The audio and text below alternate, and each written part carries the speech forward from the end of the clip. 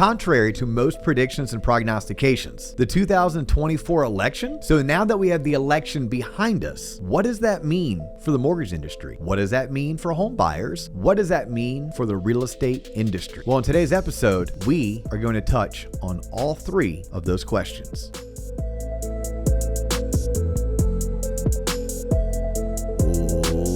Ladies and gentlemen, boys and girls, children 18 plus. You are tuned in to the Loan Officer Podcast with me, Dustin Owen, and my main man, JC. John Coleman. Dio, what's poppin'? Dude, I would have never anticipated What's that? that the election would come, it would go, it would pass without a whole lot of scuttlebutt, without a whole lot of dissension or chaos.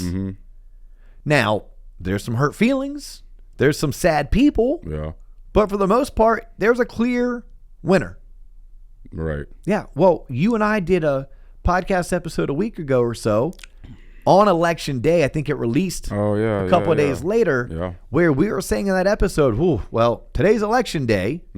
However, it may be days, if not weeks, before we know the winner of the election. We knew that night. Right then and there. We knew that night who won. I think the House was called within like that day or the next day. And then just recently, the Senate was called. The House was recently called. But nonetheless, the election's behind us. Yeah. We all can get on with our lives. It is what it is. Yes. Like whether you like the results or not, whether the results were how you voted or not how you voted, it is what it is. Decisions have been made. Now we get to move on and figure shit out. Multinational companies run the country, not the president. I hope people know that. I would not disagree with that. That's a fact. I would not disagree. There's a really good Netflix, I think it was, documentary that talked about Wall Street running Main Street. It's too ingrained. The roots are too deep. It would take an alien invasion for people to change their minds. Yep. Wink, wink. So I am not, I'm not going to argue against that one bit. I don't have enough research into the subject matter that I can speak eloquently or educated on it, but I'm sure as heck not going to argue against it. Meaning I'm telling you, that's very plausible. That's very plausible. But now that the election is behind us, let's jump into what does that mean? And by the way, let's go ahead and just lay the groundwork. None of us truly know, including these two jokers right here on this podcast. None of us truly know, but there's definitely been enough subject matter experts weighing in and people who are for the most part neutral. I would like to think on this show especially, I try my best to stay neutral. Grape soda. Now, grape soda. Because it's purple. That's what you always say. Oh, as purple as they come. Come on, Dad. Jesus. Well, you say grape soda, and I go back to that one time in Denver when I drank THC infused grape soda. You still have PTSD from that? No, not PTSD. I loved it. Oh. I loved it. It was like, for anyone who's ever used a nicotine product, whether it's a cigarette or whether it's chewing tobacco, that grape soda was like that first drag off that cigarette. Ooh, you got that kind of buzz. That gave you that type of a buzz. Wow. Oh yeah, I am not anti THC infused grape soda. Okay. Yeah. Now I know. When in Denver, you do what Denverites do, right? Denverites do, yeah. Yeah. So okay, grape soda. Yes, we try to stay as neutral as possible. We all have our biases, right? We're all biased to a certain degree, whether we're intentional or unintentional about it. And I know from time to time, I've been called out on the show for being biased towards independent mortgage bankers, over a credit union originator or a call center originator or a broker. And I'm like, y'all, I love the mortgage industry. I think the mortgage industry is a phenomenal industry, period. But yes, I guess if I was going to be biased, I'm sure my bias towards independent mortgage bankers unintentionally may shine through because for the past 20 years, I have worked primarily for independent mortgage banks. It's not that I haven't brokered loans. I've brokered loans. It's not that I haven't worked for a bank owned or a bank, right? There was a time that Countrywide was a bank and Countrywide was being bought by Bank of America, one of the largest banks. So I do have that experience of working for a bank, but yes, the bulk of my career was there. So what does it mean living in 2024 going into 2025, knowing that, okay, well, we have a Trump presidency, right? So this is 2.0. We had from 2016 to 2020 was 1.0. Took a 4-year break, let someone else come in and do the job, and now the voters have chosen for the Republican candidate to come back in and do his thing for the next 4 years. With that, the Senate majority is now with the Republicans, and the House majority is now with Republicans. So that means all three branches of the government are Republican controlled. So just good to know, because anytime you have that, you have the greater chance of getting your policies passed. But if you notice, I said greater chance of getting your policies through. Also, if history were to rhyme, I would tell those that are heartbroken right now and scared of what the next 4 years would look like, I'm going to tell you, please keep in mind it's the next 2 years. It's the next 2 years because there's going to be elections in 2 years where there's going to be senators and congressmen and women who are running for re-election. So the House could easily become divided again in just 2 years. So just kind of keep that in mind. In both the House and the Senate, although controlled by the Republicans, it's by a very tight margin. So you still need to get the votes, and certain things take 60% vote, not just a simple majority. So just all things to know if you want to take a deep breath, take a step back, and trust the process. But let's talk about what could transpire if the talking points on the campaign trail come to fruition. What does that mean for real estate, for mortgage, and for housing? Okay, we're not talking border security. We're not talking about political unrest in Europe or in Indochina, right? We're not going there. One, because I don't know shit about it. And if I acted like I knew something about it, I would be no better than those people who binge watch Fox News or MSNBC, right? Like, all I'm doing is regurgitating talking points from the bias slanted media. So I try not to do that. But things I do know decently is I understand at least a high school level the inner workings of the U.S. government.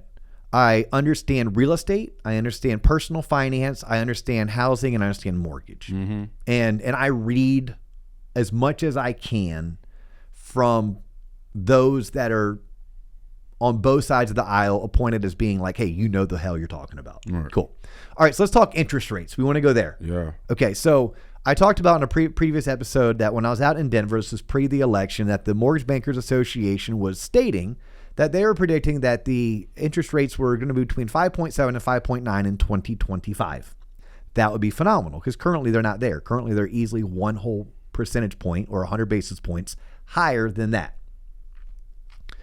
That said, in order for interest rates to come down, we still need these two things to happen. We still need unemployment to get worse, and we need let's call it 3 things. Inflation to continue to come down, although inflation has come down tremendously over the past 18 months. Tremendously, right? Inflation is under 3% currently. All right. So, one could argue we're pretty neutral currently when it comes to inflation. That was done before the election. But we need inflation to continue to stay down and maybe even go down further. And potentially we need a weakening economy, right? Just a weakening economy are things that bring interest rates down. Now, the thought when that happens, like, well, if interest rates came down, home affordability would go up, right? It's cheaper to own something when it's cheaper to finance it. And if home affordability came down, meaning homes became more affordable, more people would buy. More people would buy, more homes would sell, right? If rates came down to 5.5, more sellers would list their house for sale, and then they would take their proceeds and go buy something else. So in the mortgage side of things and the real estate side of things, we've been hoping for and praying for cheaper interest rates. But in order to get cheaper interest rates, we literally needed inflation to come down. What came down? But rates didn't really come with it. Well, why is that? Well, because the labor market is still pretty robust, right? We're supposedly adding new jobs. Unemployment is staying at a relatively low rate. Well, until we see a weakening labor market, we wouldn't see interest rates coming down. And our economy is still fairly strong, right? Stock market's doing well. It was doing well before the election. It's doing really good post-election. Businesses, for the most part, are doing well. Maybe not doing as good as they wanted to do, but they're doing well. So we've seen interest rates where they're at. Well, with the new president, with the changing of the guard, and with the new administration coming in, there are more economists than not that are stating that the policies that are being presented would actually increase inflation. Let's go. Well, you may say let's go because the policies that are being presented are also deregulatory, right? So stripping away regulation. No rules. Okay, so that's going to be a positive boost for business. And if you own stock in certain businesses, you could see your net worth increase. You could even see your income increase because of the deregulatory environment. But with the tariffs that are being discussed, that could increase the cost of goods. Hell yeah. Upwards of 30% in some cases. Yep. Which meant all of a sudden that same item that you were buying at Home Depot or that same item that you were buying at the mall is now 30% more expensive because it was tariffed on its way in because it was something we are importing. That in itself could be negative for the consumer. So that's inflation. Okay, well, we know that inflation is the arch enemy of interest rates, right? As inflation goes up, rates go up. As inflation goes down, rates go down. So this is something that we may want to monitor. I'm reading articles right now that's talking about an 8% mortgage rate.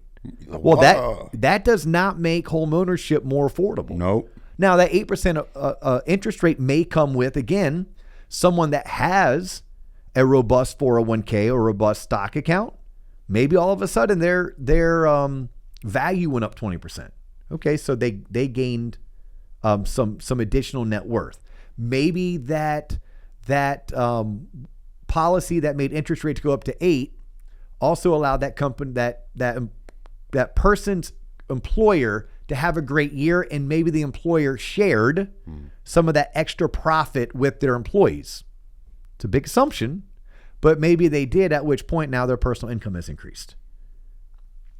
So these are things that we just need to be mindful of going into 2025, understanding that there's a new administration.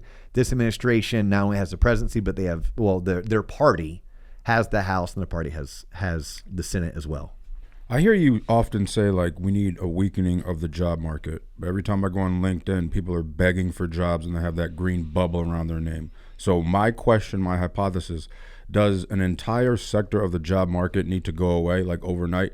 Like, I'm talking all the employees at every Publix in America all of a sudden aren't there anymore, and it becomes Kroger and everything gets delivered, because that's the only way I see like a massive softening of the job market to where it would affect interest rates. Do you know what I'm saying? Yeah, I have two answers on that. And these are just the world according to me, based on my professional and personal experiences.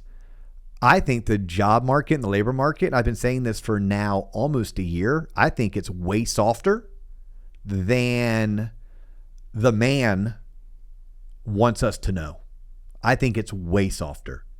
I know some very competent professionals right now that can't find the type of work they're accustomed to, that can't find the type of work that they're accustomed to doing in order to earn what they're accustomed to earning.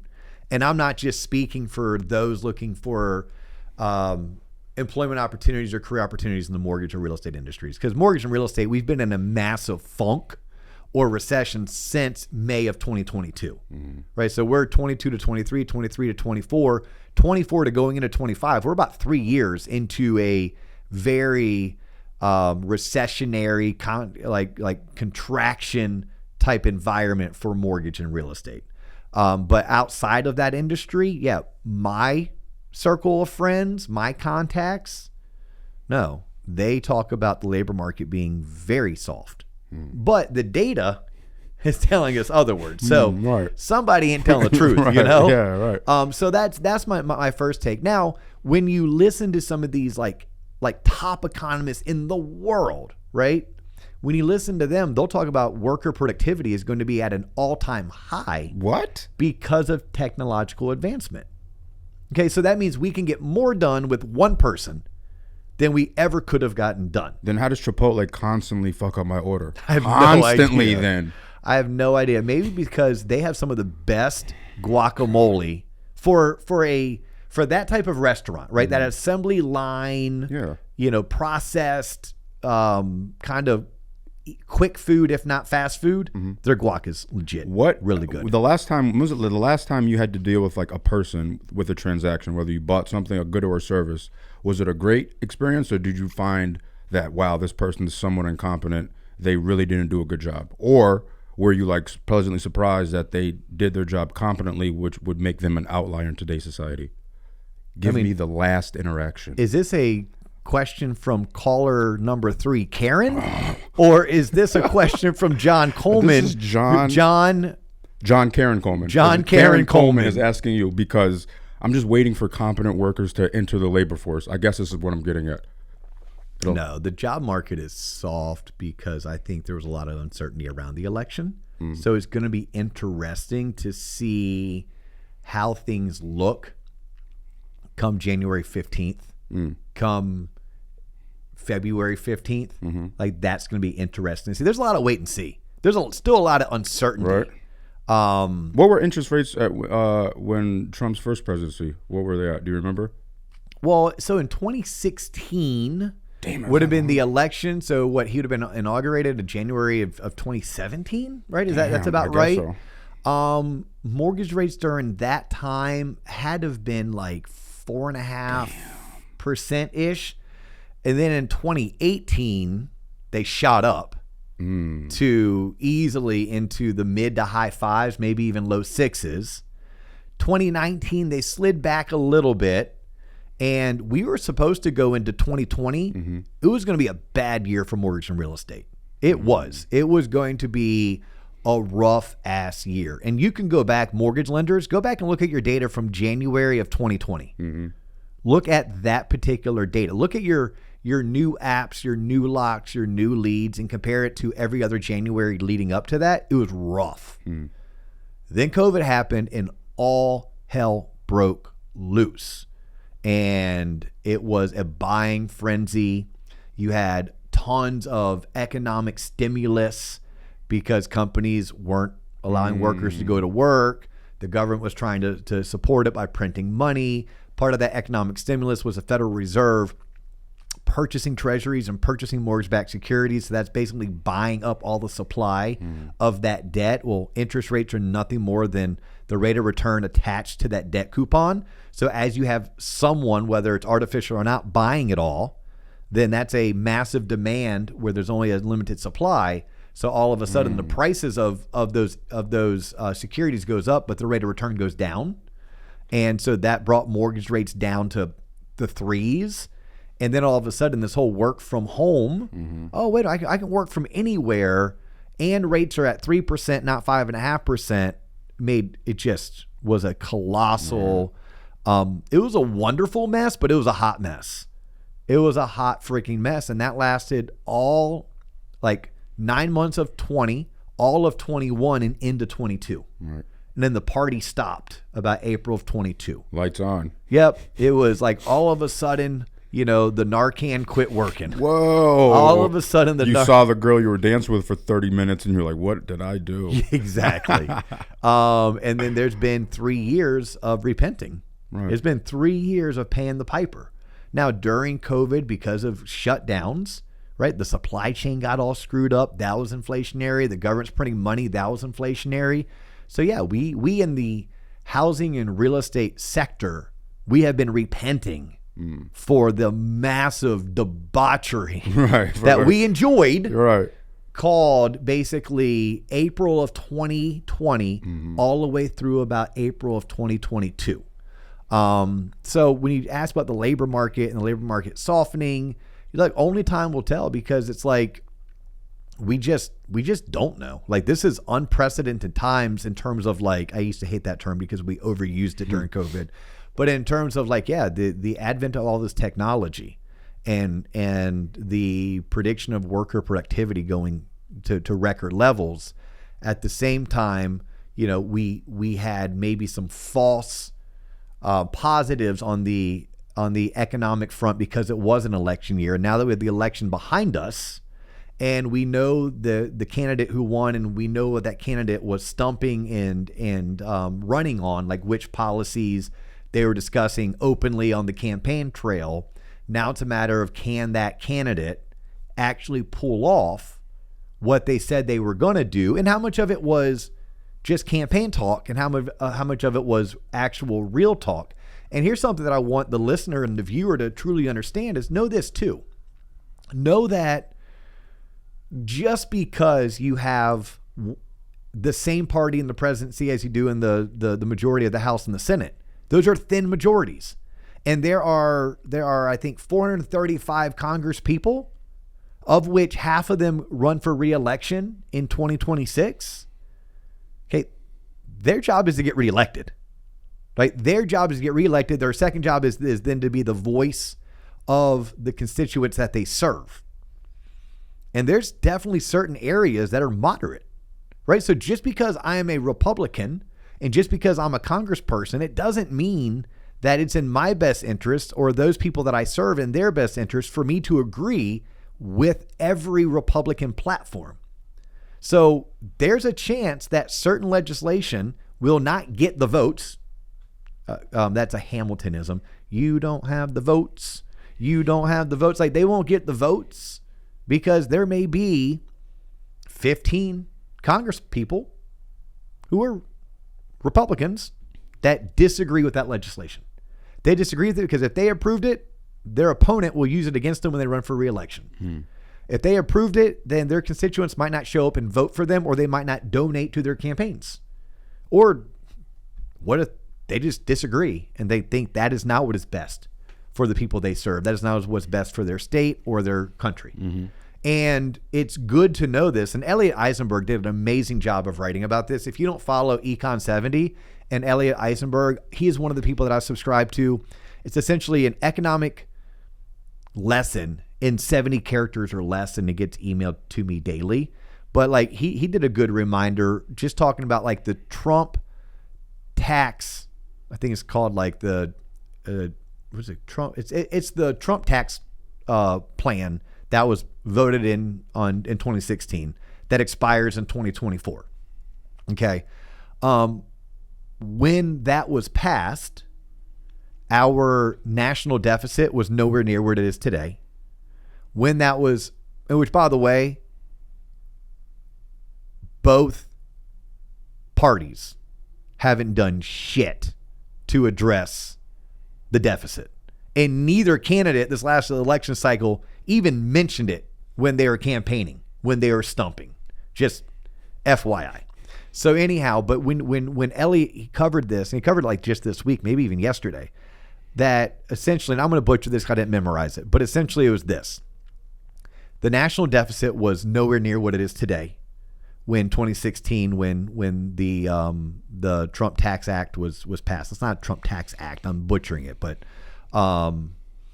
and there was also like the Republicans controlled the House by like 46. Like they had the upper hand by like 46. Well, today it's 11.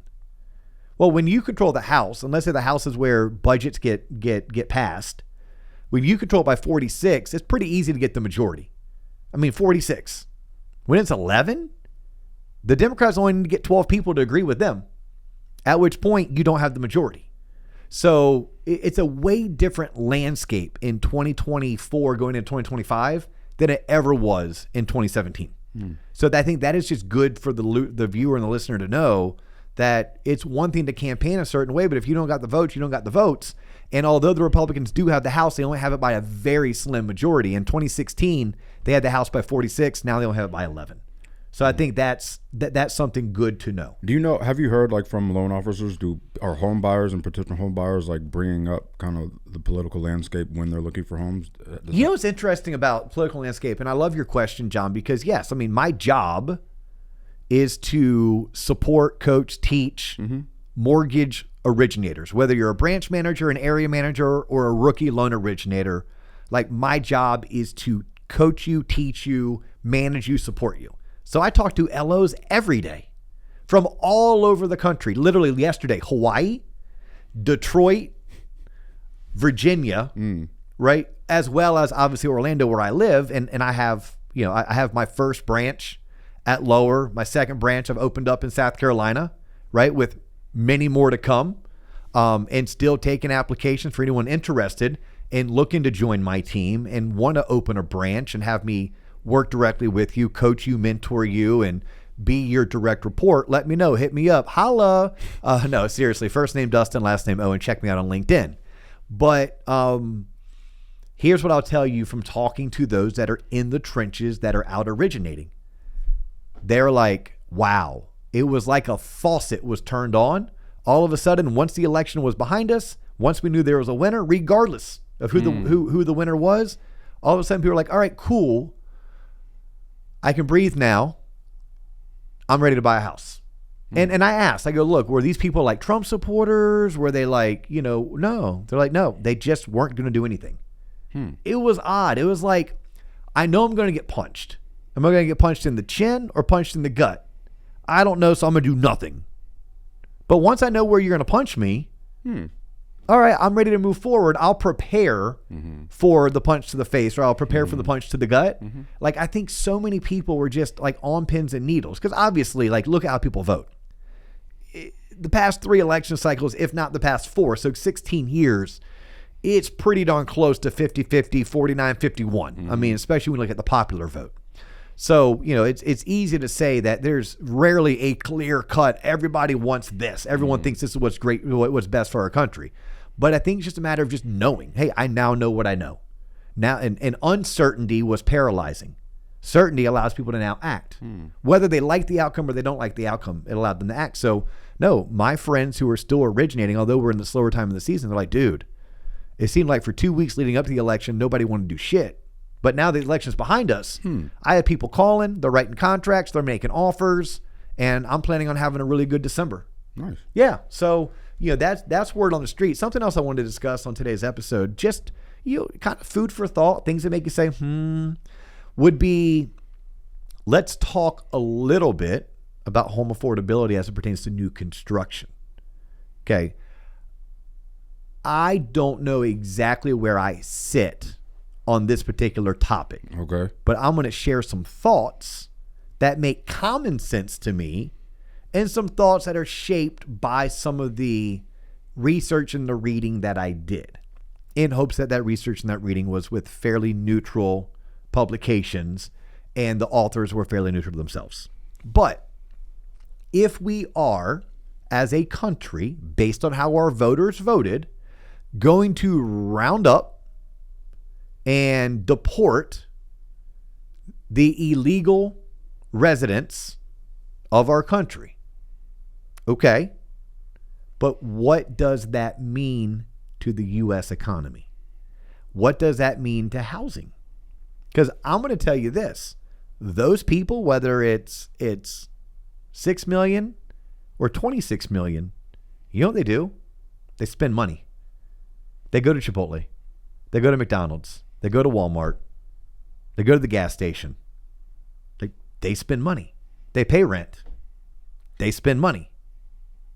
So when you pull them out of the society, the civilization, then that's, whether it's 6 million or 26 million, less people spending money. That can't be good for business. Now, maybe that's good for inflation, right? Maybe that's the thought and the idea or the theory is that, the inflation that we experience from tariffs may be potentially offset by the lack of demand. Okay, just food for thought. But I'm concerned, like, where's Dustin concerned? I'm concerned if you take those people out of the economy, what does that do to small business? And by the way, I'm not here to debate whether or not we, I have never studied immigration. I would guess most of my friends, family, coworkers, or neighbors have never studied it themselves. If I truly wanted to know, I could call my childhood best friend who works as a Border Patrol agent, and he could give me what it's like day in the life of. But even him, I don't know if he's actually studied it. The one thing I have studied with social sciences is I do know you need population growth. Like, I know that. I know for a society to continue down its trajectory or continue on its path of dominance, you need to have a growing civilization, meaning you're adding more people than you're losing. And I also know that in the U.S., we're not creating naturally enough babies, right? There's too many people like John Coleman that said, not me. Mm-hmm. Don't want to do that. And I also know that our country is one in which that was built on immigration. Like, we all are children of immigrants. Literally. Well, I guess not all, right? Because some were brought here forcefully. Mm-hmm. So, but those not brought here forcefully, you are an immigrant or a child of an immigrant. So that is what I know. I know that you need immigration. I know we're a country built on immigration. But I don't know, and I haven't studied, I'm not here to discuss, pros, cons, one's better than another, theories, etc. Mm-hmm. I would want to go speak to someone who has spent at least 5 years in that field with them being the subject matter expert. That's the only person I would ever listen to. So all that being said, these are just some of my thoughts as it pertains to the economy, and it's based on some of the things that I have read, a little bit of research that I have done. I also know this. Those people do jobs that my friends, that my family, that the guys and girls that I grew up with in my lower middle class neighborhood don't want to do. Or if they do want to do it, it's at a much higher hourly rate. So if you pull out a bunch of workers who are doing low pay jobs, who's going to do them? Well, if you have less people doing them, then in order to find someone willing to do them, you know what they're going to do? Supply and demand is going to teach me this. If I have more demand for my product or service, what can I do to my fees and my rates? Increase them. I can increase them. So now all of a sudden my cost goes up.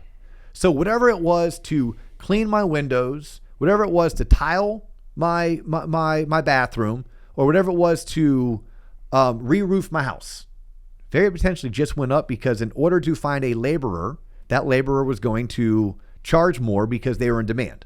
Or in order to find a laborer, I had to pay a much higher fee because they demanded it, and they could. So that's something that we'd all want to pay attention to. So then it leads me over to thinking about just new home sales in construction. Well, if lumber is going to be 30% higher because of tariffs, then the cost to build just went up. And if labor is going to be scarce and more expensive, then the cost to build just went up. Mm-hmm. So if we have an affordability issue in our country, I don't think it's going to be solved over the next 4 years. Like, I just don't. Again, I'm not here to debate, hey, this could be great for business. This could be great for banking. This could be great for manufacturing, right? We could see record profits at companies, which meant their stock prices go up, which meant the bonuses they pay to their executives goes up. And I hope that they flush some of that profit down to the person who is starting their career with that company. I hope that, they share those profits amongst the men and women who help create it. Mm-hmm. I don't always trust big business. I know I work in big business, but I don't always trust it. It's kind of like I'm a big fan of when I looked at both candidates in terms of what they were potentially willing to do when it came to housing. I would tell you I was not for a candidate who wanted to give incentives to home buyers, such as a $25,000 tax credit. I didn't think that was needed. I think a $25,000 tax credit would have been amazing if we were living in a world where we didn't have a high demand for housing. We have a high demand for housing. So why do I need to incentivize people to go buy? They already want to buy. But I need to incentivize people to sell. I need to incentivize people to build cheaper. Mm-hmm.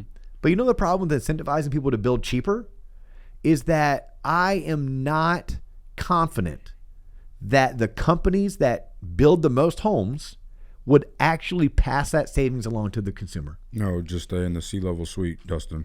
I think it would go to their stock price, and I think it would stay pretty darn close to the sea-level suite. That's my fear.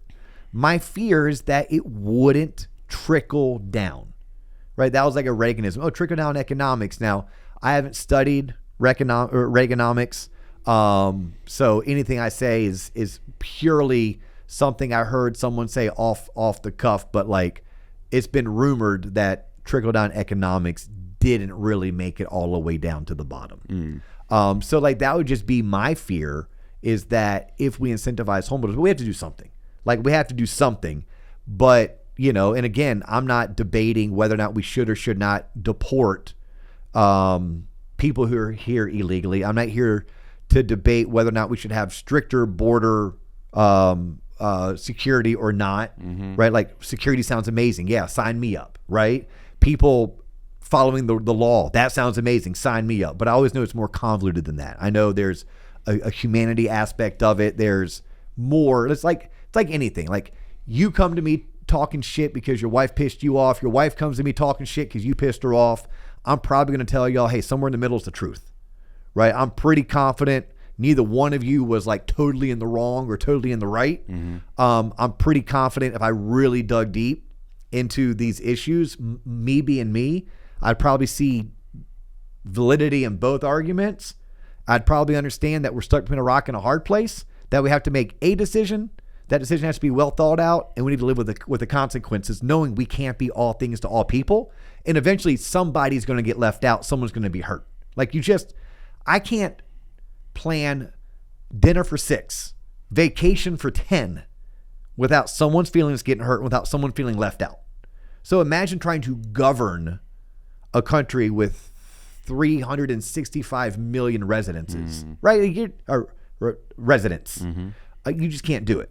But when I look at the policies that were discussed on the campaign trail, and if I have concerns, then yeah, my concerns would be, is this going to help make housing more affordable? And my answer is, I don't see a path to making homeownership more affordable. Is this going to be good for interest rates? I don't see a path for it being good for interest rates. Is this overall going to be great for the overall economy? I don't see this being great for the overall economy. Now, I can see this being great for big business. I can see this being great for those that want to eliminate or reduce greatly regulation. And I can tell you firsthand from my industry, where I do feel like I'm a subject matter expert, I can see where regulation was put in place for the right reasons to protect people, but it also made everything more expensive, period, end of story. And those expenses get passed on to who? The consumer. So someone could say releasing and removing regulations can make doing business easier, which means businesses can now operate cheaper, which could then make cost and pricing cheaper to the end user. Or it could just fatten the wallets of those companies. I think that's where only time will tell. So, we'll have to sit back and wait and see. But I'll tell you where I sit. I'm like, look, the people spoke. This is the decision the people made. I'm going to get up every day. I'm going to try to be a good human. Yep. I'm going to try to give great service so that John Coleman doesn't Karen me and doesn't think that, I don't deliver on the fee that I charge for my goods or my services. Right. And I'm not going to freak the F out because I'm going to trust the process. Right. And trusting the process is something that has worked for 200. Can I do this math right? No, let's just say 250 plus years. I'm going to put a bow on this episode because you've been rambling about shit. I do ramble. So what I heard is the price of everything's going to go up, including nails and lumber. And if you have an MBA and you can't find a job, don't worry. They're going to be hiring. So you're going to be putting roofs on houses with that $300,000 degree you got. So that's what I heard. Look, that's what's going to happen. You know what, John? I like your summary a lot, but like if I were to put my bow on this so I can stop rambling, no, I think at the end of the day, we don't know. We don't know. We said at the beginning of the episode, we don't really know. But to keep people up to speed, these are just things that are currently being written about. They are being prognosticated, hypothesized prior to the election. The same is being discussed post-election. And it's just something we want to be mindful for. Like, we want to be mindful. But at the end of the day, presidents don't dictate mortgage interest rates. They don't. We know that, right? So, and at the end of the day, we live in a global and a world economy. So what happens in other countries impacts what happens in our country. Mm-hmm. The president does not dictate the Federal Reserve, and the Federal Reserve helps create fiscal policy. And, you know, we as individual communities, states, geographic regions, or even entire countries, we the people decide based on our spending habits, based on how we vote, based on the businesses that we create or the businesses we shut down, the industry that we choose to work in or the industry that we choose not to work in. But, you know, to put a bow on it, it would be, although we don't know, these are the things that we are focusing the most on. Tariffs could be inflationary. Inflation's bad for mortgage rates. Okay, that's what we're going to watch. Deportation of illegal residents could be great for security and safety. I don't have any evidence of that. I don't have any research on that. But those people do spend money in our country. Those people do work jobs in our country. And when you eliminate those people, you're eliminating a bunch of money being spent, and you're eliminating people who are willing to do manual labor for a discount. At which point, there's going to be a cost to said action. For every action, there's a equal and opposite reaction. Said Einstein. Said my 7th grade and 11th grade science teachers. Well, she's probably going to be hopping on doing roofing here pretty soon. So we might see her soon. Yeah. So anyhow, we did this episode at the request of many of our fans. Thank you for tuning in. If you made it this far, do me this favor. If you like this type of content, please make sure you're sharing it, because sharing is caring. If you have not done so already, go to our YouTube channel and subscribe. It is on YouTube where you can watch us, but it's where you also can have access to so many more playlists and training videos beyond just what we produce here at the podcast. If you have not signed up for our newsletter and you are a mortgage loan originator or a mortgage broker, go to our website, tloponline.com, and sign up for the newsletter. It is free. I write it myself. It comes out every Thursday. And finally, if you are someone serious about taking your business to the next level, if you're tired of being stuck in a rut, maybe you've plateaued, or you just point blank feel lost and scared, you need to make a change. You need business coaching. You need a sales trainer, and no one is doing it better than what we're doing over at the TLOP MLO coaching community. Take a look at what we're doing. Take a look at what we're offering. Dollar for dollar, bang for buck. It is the best on the market. It's the TLOP MLO coaching community. And if you really want to go hardcore, we are offering our LO launch program in Q1 of next year. There are only 7 spots available. Inquire with the TLOP team if you think LO Launch is what you and your business need. He's John Coleman. I'm Dustin Owen. You've just tuned in to the Loan Officer Podcast. That's all the time we have for you today, but we do look forward to catching you on the next episode.